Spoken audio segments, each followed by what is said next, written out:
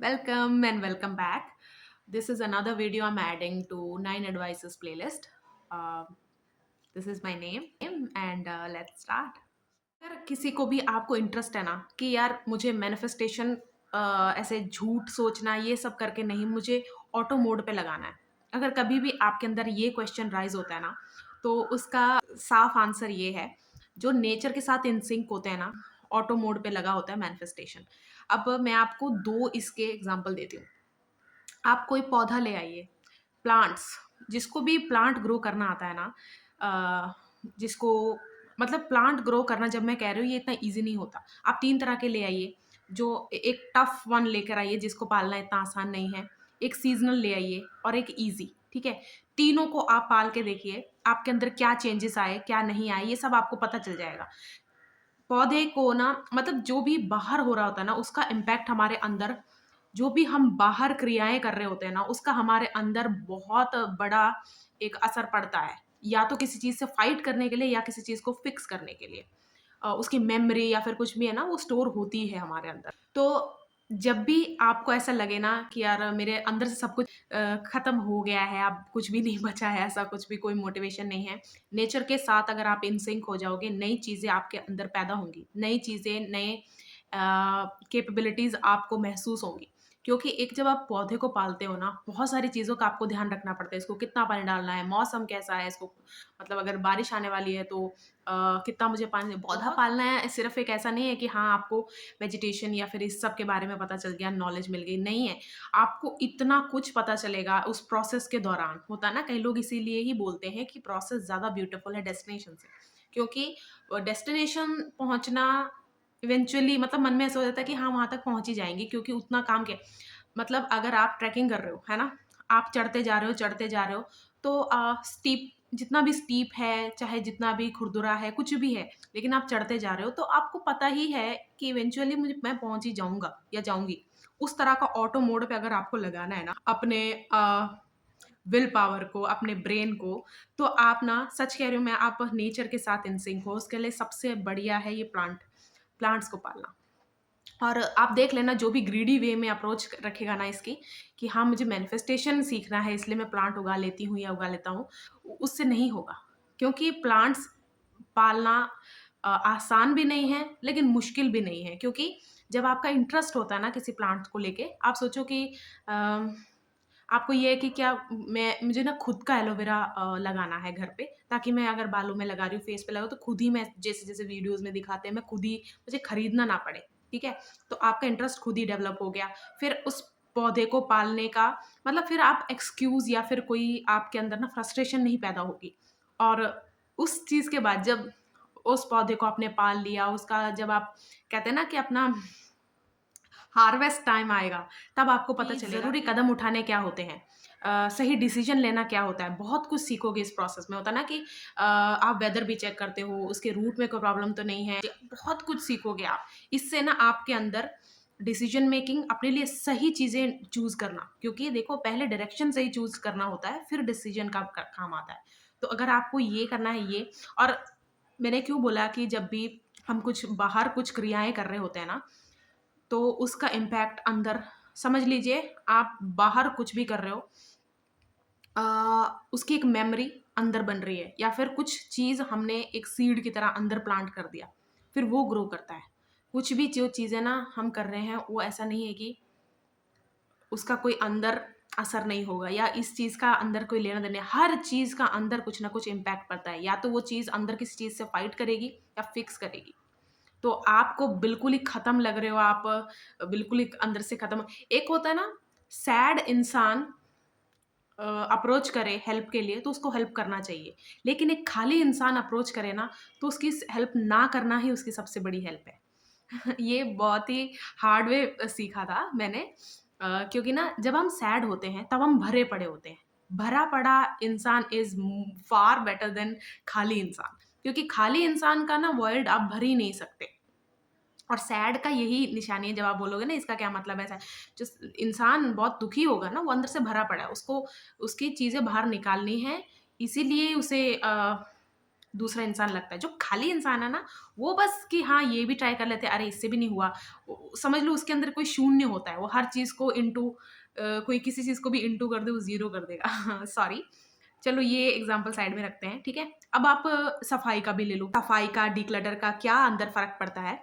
आपने डैम को, मतलब कोई डैम इमेजिन करो, वो बहुत टाइम से बंद है।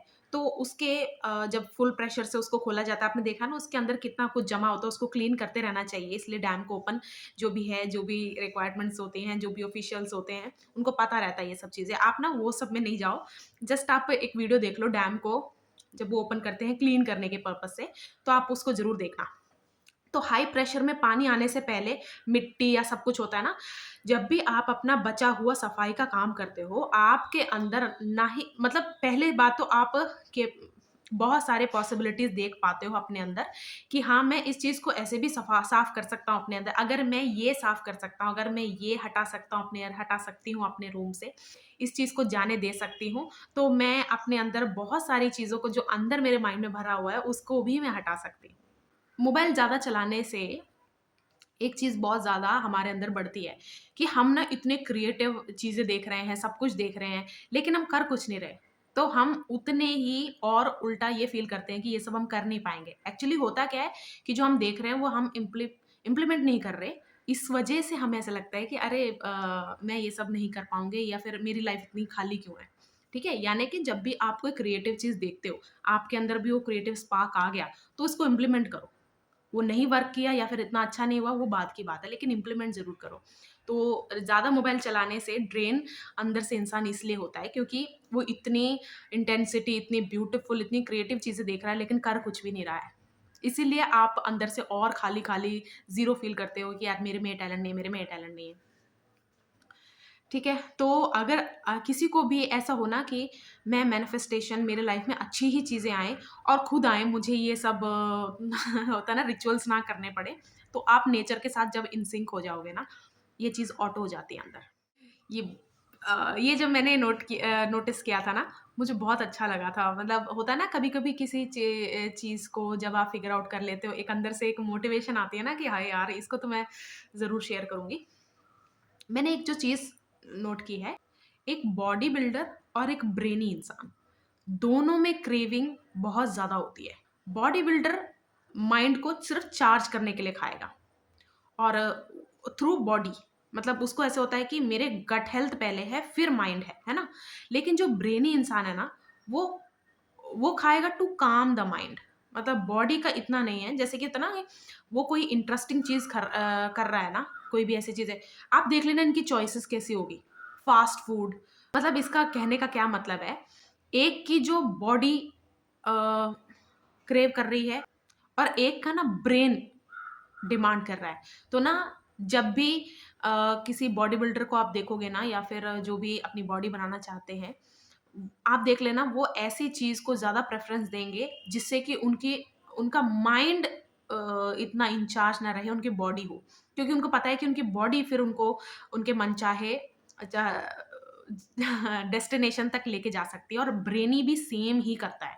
उसकी भी क्रेविंग्स होती है, उसकी भी एपेटाइट ज़्यादा हो सकती है। ऐसा ज़रूरी नहीं होता कि जो बॉडी बिल्डर है या फिर वो ही ज़्यादा खा सकता है। एक ब्रेनी इंसान भी पूरा कॉम्पिटिशन दे सकता है खाने में, लेकिन उसकी चॉइसेस बहुत ही ज़्यादा डिफरेंट होंगी।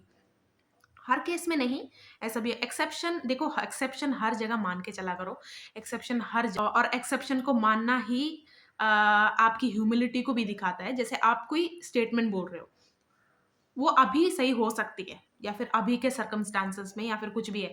लेकिन हमेशा एक जैसे ही वो बनता सिचुएशन बनेगी, ऐसा नहीं हो सकता, ठीक है? तो एक्सेप्शन इज़ देयर और ब्रेनी और बॉडी बिल्डर मुझे सेम ही लगते हैं, लेकिन एक खाता है माइंड को काम करने के लिए, एक माइंड को चुप कराने के लिए कि यार नहीं, मैं बॉडी की ज़्यादा सुनूँगा या फिर कुछ भी है। तो ये दोनों ही जैसे ना आप सोचोगे अकल बड़ी या भैंस, अगर आपने सुना होगा, मैच करवा दो इंसान, अक्लमंद नहीं जीत पाएगा। लेकिन आप सोचो, अक्लमंद के पास एक ऐसी चीज़ होती है क्योंकि वो सारा दिन अपने माइंड में रहता है, तो उसको पता है। सोचो आपका पावर यूज़ करने का आपको चांस ही ना मिले।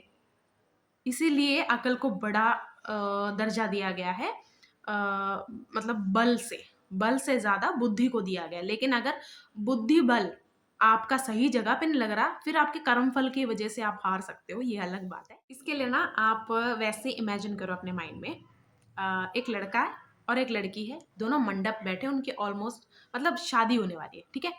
और लड़का लड़की की तरफ देख के बोल रहा है, थैंक यू मुझे चूज़ किया। और लड़की रिप्लाई कर रही है कि आपने मुझे पहले चूज़ किया था। अब मैंने ये कहानी क्यों बोली, इसका क्या मतलब है? मैं जल्दी ही इस वीडियो का पार्ट 2 निकालूँगी। उसमें मैं ये डिटेल में बताऊँगी।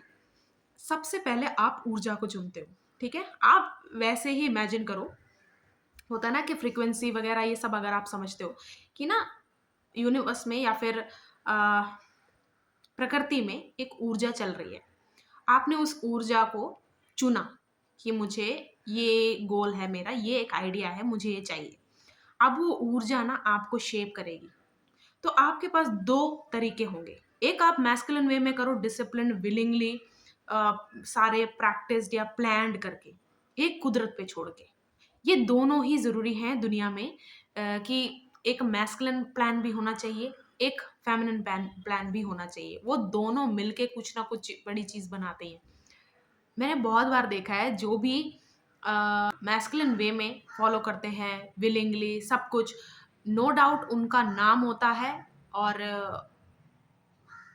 उनकी एक अलग पहचान होती है। लेकिन जो भी मैंने बोला ना, ऊर्जा को शेप करने दो आपको, और आपके अंदर जितना पुरुषार्थ होगा, फिर वो उस ऊर्जा को सस्टेन करने के लिए, अपने अंदर कंटेन करने के लिए, उसके लायक बने रहने के लिए, अगर आप ऐसा तरीका चूज़ करते हो ना, लेजेंड होते हैं ऐसे इंसान, लेजेंड। आपने कई लोग देखे हैं ना कि वो मतलब अर्ली ऑन ही एक पब्लिक स्पेस पे अपना चीज़ें शुरू कर देते हैं। फिर उनकी ग्रोथ हर किसी के सामने होती है। लेकिन आपको ऐसा लग रहा होता है कि यार पहले-पहले ऐसा लग रहा था इट्स नॉट मेकिंग सेंस। लेकिन अभी ना आजकल जब भी मैं इसको देख रहा हूँ या देख रही हूँ, इसका एक अलग ही मतलब अनप्रेडिक्टेबिलिटी ही इसकी पावर बन चुकी है। तो अगर आपके अंदर कोई, आप किसी भी ऊर्जा को चुनते हो ना, किसी भी आइडिया को चुनते हो, अगर आप उस आइडिया को अपने आप को शेप करने दे रहे हो ना, तो ये बहुत दूर तक जाएगा, बहुत ज़्यादा दूर तक। और मैंने हमेशा देखा है कि ऐसे लोग ना, हम कहते हैं ना इतिहास के पन्नों में गोल्डन अक्षरों में जिनका नाम आता है, वो ऐसे लोग ज़रूर होते हैं। मैंने ये चीज़ बहुत ज़्यादा ऑब्ज़र्व किया है। ये एक चीज़ है, आज अपने आप से आपको पूछना है, अपने आप को में आपको चेक करना है, ठीक है? आपके सक्सेस के बीच में, आपके ड्रीम के फुलफिलमेंट, एक उसको ग्रोथ, उसका एक बिगर पिक्चर बनने के बीच में कहीं आप तो नहीं आ रहे? इसका क्या मतलब है? आपने एक आइडिया था आपके अंदर, आपका ड्रीम है इसको आगे लेके जाने का, ठीक है? जब ये एक सक्सेस रेट को हिट करने लगी, इसके बाद ना आप मेन हो गए इस ड्रीम से ज़्यादा। अगर आपके अंदर ऐसा कुछ हुआ है, जैसे कि एक होता है कि मेरा वर्क पहुँचना चाहिए, एक होता है कि ये पहुँचना चाहिए कि मैंने ये वर्क किया है। अगर ये है ना आपके अंदर सेकंड चीज़, तो आप ही अपने ड्रीम को या फिर अपने गोल को आगे बढ़ने से मतलब बीच में आ रहे हो। मतलब एक होती है ना शुरुआत वाली stage, I am still making sure कि ये मुझे चाहिए या नहीं। जब आप ये इनिशियल स्टेज भी क्रॉस कर लेते हो ना, मतलब पार कर लेते हो, इसके बाद समझ लीजिए कि इसकी ग्रोथ है, सब कुछ है, इसका स्पैन जितना है, आपको अपने स्वार्थ से हटा के आपको देखना पड़ेगा। आपको ये नहीं देखना कि मैं इसे करता या फिर इसमें मेरा भागीदार दिख रहा है ना अच्छे से, मैं इससे फ़ेमस हो रहा हूँ ना, वो जैसे होता है ना कि अगर आपका ड्रीम आपसे ज़्यादा इम्पोर्टेंट है, फिर वो एक बड़े पर्पज़ के लिए है। लेकिन आपका ड्रीम अगर आपके नीचे है, समझते हो आप कि नहीं, नहीं ये मेरे से नीचे है, मुझे इससे हमेशा ऊपर रहना है, फिर आपको सिर्फ़ फ़ेम या मनी चाहिए। तो आपके अंदर ना आपको ये क्लियर करना चाहिए कि मुझे इस आइडिया को, इस ड्रीम को आगे बढ़ाना है कि अपने आप को आगे बढ़ाना है। आपके दिमाग में कभी क्वेश्चन आया है कि यार इसने इसको क्यों चुना? अब ये इसने कोई भी हो सकता है, उसको भी कोई भी हो सकता है, कोई भी है, ठीक है? कुछ लोग देखते हैं पॉसिबिलिटीज़ कि इस इंसान में ये चीज़ें हैं, ये कैरेक्टरिस्टिक्स है इसके, और ये इस पॉसिबिलिटीज़ में इस वे से बहुत सारे हार्म पहुँचा सकता है, तो मैं इसके साथ पार्टनर अप या कुछ भी है नहीं करूँगी या करूँगा। लेकिन कुछ लोग कैपेसिटी पे जाते हैं, जैसे कि चलो एक एग्ज़ाम्पल देती हूँ मैं। मैं बाल अपने सुलझा रही थी, जो होता है ना, जो भी जितने भी टूटे उसको मैंने ऐसे-ऐसे राउंड किया और बेड पे एक साइड पे रखा हुआ था। तो ना खिड़की से हवा आई, वो रोल होने लगा, बेड से नीचे गिरने वाला था, लेकिन उससे पहले ही मैंने उसको पकड़ लिया। अब इससे मैं आपको बता रही हूँ कैपेसिटी और पॉसिबिलिटी 2 अलग-अलग चीज़ों को जो देखते हैं ना, जो पॉसिबिलिटी देख के ही हट जाते हैं, उनको अपना या तो टाइम वेस्ट नहीं करना, या फिर उनके पास एक अलग ऑप्शन हो सकता है, या फिर ऑलरेडी वो फेड अप हैं इसी चीज़ से, इसीलिए ये कारण होते हैं जो पॉसिबिलिटीज़ देखते ही हट जाते हैं। लेकिन कुछ लोग कैपेसिटी देखते हैं कि कितना हद तक जा सकता है, या फिर बाल के नीचे, बेड के नीचे गिरने से पहले ही मैं पकड़ सकता हूँ या पकड़ सकती हूँ, तो आई कैन टेक इट। तो इसका आंसर यही है, जब भी आपके दिमाग में आए कि इस इंसान ने इसको क्यों चुना, उन दोनों के बीच में अगर कोई अट्रैक्शन होगा ना, तो उनका है, वो हम नहीं जानते कि उनके क्या बीच में है, दोनों में क्या लैक है, या फिर क्या एक दूसरे को वो फिक्स करना चाह रहे हैं, जो भी है, ठीक है? वो तो एक अलग बात है। लेकिन जब आपके अंदर ये राइज़ होना क्या है, तो ये है उसका आंसर कि कुछ लोग देखते हैं कैपेसिटी, कि ये किस हद तक जा सकता है और मैं इसको रोक सकता हूँ या रोक सकती हूँ। अब ये चीज़ ना थोड़ी एक, आप बड़े खुले दिमाग से सोचना। आपने इनर चाइल्ड सुना है? इनर चाइल्ड प्रोटेक्शन जो कर सकता है अपने अंदर। अगर आपको चेक करना है ना, आपके अंदर स्त्री तत्व है, बरकरार है, या फिर आपने बिल्कुल ही खत्म कर लिया है, तो आपको सिर्फ़ एक चीज़ चेक करनी है कि आपने अपने इनर चाइल्ड को कैसा रखा है। इनर चाइल्ड की हेल्थ कैसी है? अब इनर चाइल्ड से मेरा क्या मतलब है, अभी भी आप इमोशंस को एक्सेस कर पा रहे हो, डेप्थ तक जा पा रहे हो, सब सुपरफिशियल नहीं। आपके दिमाग में आपके दिमाग में सब कुछ सुपरफिशियल नहीं, यानी कि जैसे ही पैशन खत्म हो गया, अब क्या?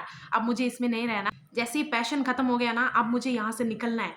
अब मुझे नहीं पता, सुपरफिशियल चीज़ों का प्रॉब्लम ही ये है कि जैसे ही पैशन खत्म हो गया ना, वो ऐसे डरने लग जाते हैं कि अरे यार, लगता है अभी ये रिश्ता भी जिसमें मैं हूँ, ये अब खत्म होने वाला है, ये कगार पे है। ऐसी-ऐसी गलतफ़हमियाँ हो जाती हैं। क्योंकि ना इनर चाइल्ड जो है, उसका इमोशंस के साथ बहुत अच्छा एक्सेस होता है। उसको पता होता है कि किसी चीज़ का पूरा होने का क्या मतलब होता है। और ऐसे ही लोग बहुत अच्छा अपना एक बेस्ट सेल्फ निकालते हैं और बेस्ट पार्टनर को ही अट्रैक्ट करते हैं। जैसे आप देखोगे, कोई भी एक कपल अगर आपके दिमाग में आया होगा, आपने ऐसे देखा होगा ना कि यार they are made for each other. वो दोनों ही परफेक्ट है। मतलब ये दोनों पावर कपल जैसे बोलते नहीं, वो लोग साथ में आते हैं तो कोई क्वेश्चन अंदर रहता ही नहीं कि हाँ यार इन दोनों को तो साथ में आना ही था, देखो इनकी क्या ही अलग, वो यही कर रहे होते हैं, उनका इनर चाइल्ड मरा नहीं होता। कोई भी सर्कमस्टांस हो उनके लाइफ में आकर किया हो, उनका इनर चाइल्ड उन्होंने मरने ही नहीं दिया होता। इतना पुरुषार्थ, उतना इतना स्त्री तत्व उनके अंदर होता है कि जैसे होता है ना कि बहुत से लोग बहुत सारी मजबूरियों की वजह से अपने अंदर स्त्री तत्व खत्म कर लेते हैं। एक, उसको अप्रिशिएट नहीं किया गया हो, एक उसकी ज़रूरत ना पड़ी हो, एक कि सब लोग डिफरेंट हो, वो एक अलग ब्लैक शीप टाइप हो, इसीलिए। मैं इस ये जो मैं बोलती हूँ ना, फेमिनिन एनर्जी और मैस्कुलिन, इसका एक्चुअली ना मैंने ऐसे लिखा तो हुआ है, लेकिन मैं एवे नहीं मतलब ऐसे ही नहीं मैं रिकॉर्ड करके डालना चाहती। मैं बिल्कुल कोई भी एक सेंटेंस बोल रही हूँ, तो वो हवा में ना लगे, उसके पीछे का क्या लॉजिक है, सब कुछ है ना उसके साथ, इसलिए थोड़ा टाइम लग रहा है, इसलिए पार्ट 2 अभी तक आया नहीं है। लेकिन आई विल पोस्ट जैसे ही उसका पूरा कंप्लीट हो जाता है, ठीक है? तो ये जो मैंने कहा इनर चाइल्ड, फेमिनिन एनर्जी, ये सब आपको उस वीडियो में समझ में आ जाए। ये मेरे ही केस का मैं आपको एग्ज़ाम्पल दे सकती हूँ। मुझे मुझे जब लगता है ना कि मेरी बॉडी सबसे ज़्यादा, मतलब कोई ऐसा होता है ना कि तो कोई डांस वर्कआउट है, होता है ना कि बिपाशा मैम का जो एक बहुत 9-10 साल, पता नहीं शायद इससे भी ज़्यादा पुरानी एक वीडियो, ऐसे ही रैंडम सजेशन था वो मेरे। मैंने कहा ये भी था! मतलब मैंने कभी देखा ही नहीं। मैंने डिस्कवर ही आज 2-3 दिन पहले किया है। मैंने कहा अरे यार, ये तो बहुत अच्छा वर्कआउट का चीज़ है। होता है ना, लोग जानते जाते हैं, ज़ुम्बा करते हैं, ईटीसी। तो वैसा कुछ है। मैंने अभी तक वो पूरा मैंने अभी तक इम्प्लीमेंट नहीं किया है अपनी लाइफ में, लेकिन जब भी मैं प्रेफ़र करती थी ना कि मैं कुछ हेवी वर्कआउट या फिर कुछ ऐसा करने वाली हूँ, मैं उसे बॉडी के साथ अलाइनमेंट पे रखती थी। क्या? जैसे आप जब आप कोई खाना खाते हो, होता है ना कि लेफ्ट साइड पे आप लेट जाओ तो ज़्यादा अच्छे से डाइजेस्ट, आधे घंटे के लिए लेट जाओ, सोना नहीं है आपको, बस ऐसे लेट जाओ, एक पावर नैप टाइप ले लो, ठीक है? वो सबसे अच्छा होता है। बॉडी की तरह ही अगर आप वर्कआउट को अलाइनमेंट पे लाओगे ना, यानी कि पहला 70% काम बॉडी ने करना है। ये आधे घंटे में वो वेस्ट क्या है, क्या-क्या एब्ज़ॉर्ब करना है, वो सब करेगा, ठीक है? तो ये आधा घंटा या फिर 2 घंटा, मैं 2 घंटे की बात करती थी, 1 घंटा या आधे घंटे में नहीं, लेकिन आधा घंटा आप लेट सकते हैं, ये मैंने बोला, ठीक है? तो 2 घंटा आप बॉडी को दो, उस चीज़ को डाइजेस्ट या फिर सब कुछ करने के लिए। उस 2 घंटे के बाद आप वर्कआउट करो, चाहे आप 2 टाइम करो, मतलब यानी कि ब्रेकफ़ास्ट के बाद अगर मैंने 8 बजे किया तो 10 बजे वर्कआउट करना मुझे बहुत अच्छा लगता था। एक दोपहर के खाने के बाद। मैं शाम को पहले करती होती थी वर्कआउट, लेकिन बाद में मुझे इतना अच्छा जैसे होता है ना कि बॉडी का टेम्परामेंट सही से रखना हो, तो मुझे सबसे अच्छा जो लगता था वो ये दोनों वर्कआउट लगते थे। सुबह-सुबह प्राणायाम, योगा, ऐसे स्ट्रेच ऐसे कुछ चीज़ें वो ज़्यादा मुझे करनी अच्छी लगती थी। तो अगर आप बॉडी को अलाइनमेंट पे लाओगे, वर्कआउट को इसका एक हिस्सा मान लोगे तो बॉडी ना थ्रेटन नहीं होगी। आपका मन करेगा कि आप वर्कआउट करो या के चलो यार, एक मोटिवेशन आएगी। मतलब बॉडी के साथ अगर आप अलाइनमेंट पे रखोगे ना जो भी क्रियाएँ आप कर रहे हो, तो बॉडी जैसे माइंड अगर किसी चीज़ से डिस्टर्ब है या फिर फ़ोकस नहीं कर पाया तो बॉडी मोटिवेट कर ही देगी। मतलब अगर आप वॉशरूम जाने के लिए भी उठे हो, तो बॉडी आपको वापस लेटने नहीं कि चल अब उठ ही गए तो चलते हैं यार, 5 मिनट कर लेते हैं, 10 मिनट कर लेते हैं। इसलिए बहुत इम्पोर्टेंट है, जो भी क्रियाएँ आप कर रहे हो, जो भी काम कर रहे हो, कर्म कर रहे हो, बॉडी से अलाइन हो। सिर्फ़ दिमाग से ही नहीं। दिमाग का सबसे अच्छा यूज़ है प्रोसेस थ्रूआउट जब आप कर रहे हो तब ज़्यादा अच्छा है, क्योंकि डिसीजन मेकिंग आपको इंट्यूशन पे जाना पड़ता है, वो ज़्यादा अच्छा है। लेकिन इनिशियल और एंडिंग के लिए बॉडी के साथ अलाइनमेंट बहुत अच्छी बात है। किसी से भी आप बॉन्ड करने वाले हो केमिकल बॉन्ड्स पढ़े थे ना आपने केमिस्ट्री में नहीं, मज़ाक कर रही हूँ। किसी से भी आप बॉन्ड करने वाले हो ना, कोई भी कनेक्शन है आपका, फ्रेंडशिप है, पार्टनरशिप है, जो भी है, ठीक है? रिगार्डलेस, आप एक चीज़ ज़रूर धुंधला मत होने देना या फिर इसको बिना कंसिडर किए बॉन्ड, हाँ, चलो बॉन्ड बना लेते हैं, बाद में एडजस्ट कर लेंगे, ये मत करना, क्योंकि वो बाद में एडजस्ट नहीं होगा। बॉन्ड करते वक़्त ही कुछ चीज़ें हमारे दिमाग में आ रही होती हैं कि मुझे, मतलब अगर वो बॉन्ड डिमांड कर रहा है कुछ-कुछ सैक्रिफाइसेस, वो क्या है आपको ये हमेशा हमेशा इन चेक रखना है। जैसे कि कुछ लोग आपने देखे हैं ना कि कुछ लोग नहीं, मैं अपने पे उदाहरण देके बताती हूँ। सपोज़ मैं और एक लड़की बेस्ट फ्रेंड्स हैं हम, ठीक है? और हम इतने ज़्यादा बेस्ट फ्रेंड्स हैं, एक-दूसरे की इतनी प्रॉमिस करते हैं कि स्टार्टिंग में भी हमने एक-दूसरे को प्रॉमिस किया हुआ है, हम एक-दूसरे से कुछ भी नहीं छुपाएँगे, ठीक है? अब जब हम किसी चीज़ को जब हम प्रॉमिस करते हैं, है ना? तो हमारे अंदर एक गिल्ट हमेशा आएगा जब भी हम उसे ब्रेक करेंगे। तो उसको ब्रेक ना करने के चक्कर में हम क्या करेंगे, या फिर अगर बेस्ट फ्रेंड आपका डिमांड करता है कि मुझे हर चीज़ बताया कर, मुझे हर चीज़ जाननी है, मैं भी तो करती हूँ, मैं भी तो शेयर करती हूँ। तो वो थोड़ा अजीब है। अगर आपका बेस्ट फ्रेंड या फिर वो बॉन्ड ये डिमांड कर रहा है कि आप अपने पार्टनर के साथ जो प्राइवेट आपकी चीज़ें हैं वो शेयर करना, तो ये बहुत गलत बात है। कुछ लोग इस चीज़ को बहुत रोमांटिसाइज़ कर देते हैं कि यार दोस्ती से बड़ा कुछ नहीं होता। देखो, लाइफ़ में हर कनेक्शन इम्पोर्टेंट है। अगर आपके दोस्त ही नहीं बन पा रहे हैं, अगर मतलब पूरी लाइफ़ में ही आपके दोस्त नहीं बन पा रहे, तो कुछ हद तक दूसरों की भी गलती हो सकती है, कुछ हद तक आपकी भी गलती हो सकती है। तो आपको हमेशा इन चेक रखना है, कोई भी बॉन्ड आप किसी से भी बनाने जा रहे हो, वो बॉन्ड क्या डिमांड कर रहा है। उसके अगर आप रेडी हो कि कोई बात नहीं, मैं इस बॉन्ड को ज़्यादा प्रेफ़रेंस देती हूँ, आप मेक श्योर करना है कि आप किसी और के राइट्स को वायलेट ना करो। जैसे अगर आपके पार्टनर को नहीं पता आप क्या-क्या ऐसे ही मतलब कई फ़िल्मों में या फिर सीरियल्स में या फिर कोई भी ड्रामा है, कुछ भी है, ठीक है? व्हाटएवर इट इज़, उसमें कभी-कभी ये होता है ना कि मेरी गर्ल बेस्ट फ्रेंड है, मैं उसके बिना जी नहीं रह सकती, मैं सब कुछ उसको बताती हूँ, उसको पता होना चाहिए, प्रॉपर ड्रिंक्स या सब कुछ के साथ बैठ के उस चीज़ को एन्जॉय करते हैं, प्राइवेट चीज़ों को, थोड़ा-सा अजीब है। आप सोचो यही चीज़ लड़के भी कर रहे हैं, कितना अजीब है, मतलब आपके जो भी है, हर रिश्ता और उसकी रिस्पेक्ट बहुत ज़रूरी है, this is what I am saying यही मेरे कहने का मतलब है, ठीक है? ब्रह्मचार्य और एक्सट्रीमिस्ट में क्या फ़र्क हो सकता है? या फिर क्या सिमिलरिटीज़ हो सकती हैं? या फिर क्या सिमिलैरिटी है? वो ये है, ब्रह्मचार्य अपने अंदर चीज़ों को एनफ़ोर्स करने की कोशिश करते हैं मैक्सिमम। बहुत तरह के ब्रह्मचार्य होते हैं। तो उसके अकॉर्डिंग वो अपने अंदर इन्फोर्स करने की पूरी कोशिश करते हैं। और जो एक्सट्रीमिस्ट होता है वो क्या करता है, वो आउटर मतलब बाहर जो चीज़ें हैं कि मैं इस चीज़ में मानती हूँ या मानता हूँ, मैं इस चीज़ को लेके बहुत सेंसिटिव हूँ, सेंसिटिव का मतलब थोड़ा सा भी कुछ और मेरा रिएक्शन बहुत बड़ा आ जाएगा, है ना? तो ये सिमिलैरिटी मैंने देखी है ब्रह्मचारी लोगों में भी और एक्सट्रीम के लोगों में भी। तो थोड़ा-सा अपने आप को रियलिटी चेक दो। अगर तो आप किसी चीज़ को फ़ॉलो कर रहे हो या फिर होता है ना, चलो मैं एक एग्ज़ाम्पल देती हूँ। अगर आपने पुराने टाइम में सीरियल्स बहुत देखे होंगे, मैं तो बहुत ये विष्णु पुराण, भक्ति सीरियल्स मैं बहुत ज़्यादा देखती थी। उसमें होता है ना कि कुछ लोग जाके तपस्या करना पड़ता है उनको, प्रॉपर जंगलों में, एकांत में, राक्षस गण हो चाहे वो देवता कुल वंश, कुछ भी उनका कुल वंश जो भी हो मुझे नहीं पता। वो मैटर नहीं करता। मतलब वो एक प्रॉपर रिचुअल कर रहे हैं, प्रॉपर एक जगह देख रहे हैं, सब कुछ है। देखो उनका एक सोल रीज़न, एक सोल पर्पस है कि मुझे यही करना है, इसके लिए मैं जी रही हूँ या पैदा हुई हूँ, जो भी है, उस मोटिवेशन के साथ वो कर पा रहे हैं। तो अगर आपने कुछ ब्रह्मचर्य अपनाया है या फिर आप एक्सट्रीमिस्ट हो, आप ही बता सकते हो आपके अंदर ज़्यादा क्या है। दोनों ही केसेस में आप इन्फोर्स करते टाइम टाइम ना काइंडनेस, एम्पैथी को मत भूलो। अपने लिए भी मत भूलो, दूसरों के लिए भी मत। आप कोई डिसीज़न लेते हो, आप अ, बहुत सारी चीज़ें, आपने कोई चीज़ नोटिस कर ली, जो दुनिया में इस वक़्त चल रही है और आप उससे एग्री नहीं करते और एग्रीमेंट के साथ ही आप स्ट्रांगली उसको डिसएग्री भी करते हो, ठीक है?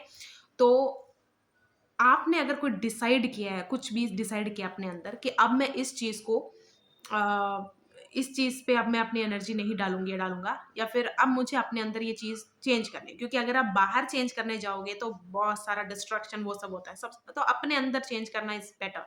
समझ लो कोई भी ट्रेंड है या कुछ भी है कि मैं इस ट्रेंड के चलते इस चीज़ का या फिर इन इन लोगों का डिसरिस्पेक्ट नहीं करूँगी, ठीक है? तो इस चीज़ को आपने ना कहीं पे इसका जोक सबसे अच्छा नेगेटिविटी परोसने का जो होता है ना, मुझे ना थोड़ा-सा सेल्फ डिफेंस भी लगता है मज़ाक। क्योंकि हमेशा, क्योंकि एंटरटेनमेंट अगर निकाल दो, तो वो सेल्फ डिफेंस ज़्यादा लगेगा। कोई अगर किसी चीज़ के बारे में भी जोक मार रहा है ना, और जोक अगर कोई क्रैक कर रहा है, तो उसके अंदर कौन-सा इमोशन दबा पड़ा था वो भी आप देख पाते हो। इसके अंदर गुस्सा भरा पड़ा था, इसके अंदर सैडनेस भरी पड़ी थी। ऐसे आप नोट करने लग जाओगे, ठीक है? नोटिस करने लग जाओगे। मैंने हमेशा देखा है 2 लोग जोक्स पे नहीं हँसते। एक जो भोला होता है कि उसको समझ ही नहीं आया कि इसमें हँसना क्यों था? कि ये थोड़ा अजीब है, मुझे ऑफेंसिव है, मैं नहीं हँस पाऊँगी या पाऊँगा, ठीक है? एक इंटेलिजेंट नहीं हँसता, क्योंकि उसे दिख रहा होता है कि जो जोक क्रैक कर रहा है, वो क्यों कर रहा है, उसके पीछे का मोटिव होता है ना। कुछ लोग बात करते हैं, कुछ लोग बातों पे ध्यान देते हैं, कुछ लोग बात करने वाले पे ध्यान देते हैं, सेम वे। तो अगर आपने कुछ डिसाइड किया अपने अंदर, जोकिंगली भी वो बाउंड्री क्रॉस हो रही है तो नहीं करना। ना हँसना, एक स्ट्रेट फेस रखना, आपके डिसीज़न को और पक्का करता है, आपके अंदर बिल्ड करता है डिसाइसिवनेस को। आपका स्ट्रेट फेस जो मैनिपुलेट कर रहा है, जोक करने के हिसाब से वे में कुछ भी है, उसके लिए एक जवाब होता है करारा। ना हँसना पीयर प्रेशर को भी तोड़ता है कि नहीं, मुझे इसमें नहीं हँसना। ये नहीं कि मुझे समझ नहीं आया या फिर कुछ भी, वो जैसे होता है ना कि कई लोग बहुत ज़्यादा ऑफेंड हो जाते हैं कि इसको जोक ही नहीं समझ में आया, इस पे इतनी बुद्धि नहीं है, या फिर ये ज़्यादा ही ऐसे जो भी है, ठीक है? ऑफेंस होके रिएक्ट करना एक अलग बात है, स्ट्रेट फेस रखना, ना हँसना एक अलग बात है। तो अगर आपने कुछ डिसाइड किया है अपने अंदर कि अब मैं नहीं कर, तो जोक में भी उसको वायलेट मत करना, उस बाउंड्री को क्रॉस मत करना। अगर आप रिबेलियस हो इन नेचर, लेकिन आप भी अपने ऑपोजिशन जैसे ही बनते जा रहे हो, तो प्रॉब्लम है। एग्ज़ाम्पल देती हूँ, हाँ, शादी सोसाइटी ने ही क्रिएट की है। हाँ, उसको करने के एक रूल्स होते हैं, सेलिबेसी फॉलो करना, ये, वो, ठीक है? वो सब एक है। अगर आपको रिबेलियसनेस लाना है, तो आप ये नहीं कहो कि मुझे शादी को मॉडिफ़ाई करके या कुछ, ऑलरेडी जो चीज़ एक्जिस्टेंस में है, जैसे होता है ना कि पवित्रता से दोनों जो है लोग, इंडिविजुअल्स को बहुत ज़्यादा रिस्पेक्ट, वो कुछ भी है ना, कुछ रूल्स बने हुए हैं। अगर आपको रिबेलियसनेस डालना है, तो आप अपना कुछ अलग बनाओ। शादी में घुस के अगर आप उसको, कॉन्स्टिट्यूशन ही है, उसको एक आप अलग बोल दो। जेंडर रोल्स वो सब डाले गए हैं बाद में। होता है ना मंत्र पढ़ते हैं, उन सब का क्या मतलब है, संस्कृत अगर आपको आती है, वो सब का क्या है, शादी का मतलब क्या है, वो सब आदि क्योंकि ना विवाह भी बहुत सारे होते हैं, गंधर्व विवाह होता है, ब्रह्म विवाह होता है, बहुत सारे होते हैं। तो अगर आप उसमें जाओगे तो मैरिज में भी कैटेगरीज़ हैं। और ये कैटेगरीज़ क्यों बनती है ना, क्योंकि जिन्होंने भी बनाए थे ना, वो इतना तो जानते थे कि डाइवर्सिटी में तो मानते थे वो लोग कि हाँ, कुछ लोग ऐसे जीना चाहते हैं, कुछ लोग वैसे जीना चाहते हैं, लेकिन इसको भी मैरिज ही कंसिडर किया जाएगा। ये नहीं कि इस मैरिज को ऊपर का दर्जा दिया गया, दूसरे ऐसा कुछ नहीं था। मतलब रो वाइज़ होती हैं चीज़ें, लेकिन हम उसको कॉलम वाइज़ ले लेते हैं, यानी कि हम क्या देखते हैं पहले, दूसरे, तीसरे, ऐसे नहीं, रो वाइज़ कि ये सारे एक ही पोज़ीशन पे हैं, लेकिन इनकी अलग-अलग पहचान है, इनके अलग-अलग ट्रेट्स हैं। तो ना शादी को कुछ लोग बैश कर रहे हैं, शादी जो कर रहे हैं कपल्स उनको कुछ भी बोल रहे हैं, फिर एक नेगेटिव एनर्जी उनकी तरफ भेज रहे हैं कि कुछ साल बाद देखेंगे सब। देखो फिर मैंने अभी वो 9 एडवाइस इसी 9 एडवाइस की वीडियो में मैंने बोला ना, सुपरफिशियल रहना है आपको अगर पैशनेट ही आपका मतलब है, एक बॉन्ड का यही आपके दिमाग में मतलब है ना, तो आप बिना शादी के भी रह सकते हो। आपका रेबेलियसनेस वहीं से दिख रहा है। उसके लिए आप शादी को बोलना या फिर कुछ शादी एक प्रॉपर उसके बारे में पढ़ो। वो क्या है सोसाइटी को बिल्ड करने के लिए ही वो चीज़ बनाई गई है कि हम दोनों काफ़ी जो अपने बेटरमेंट पे ध्यान देंगे सोसाइटी के लिए, इसलिए वो एक अच्छे इंसान बने रहेंगे, फिर एक बच्चा पालेंगे।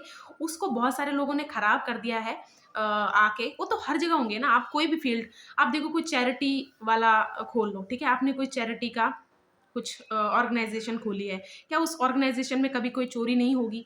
क्या उसमें मनी लॉन्ड्रिंग मतलब हर जगह गलत लोग भी होते हैं, अच्छे लोग भी होते हैं, लेकिन उस चीज़ को बोलना वो सोच समझ के, उसके पीछे की पूरी स्टडी, सब कुछ देख के आपको चुनना चाहिए कि मैं शादी भी करना चाहती हूँ, लेकिन मैं शादी को बैश भी करूँगी।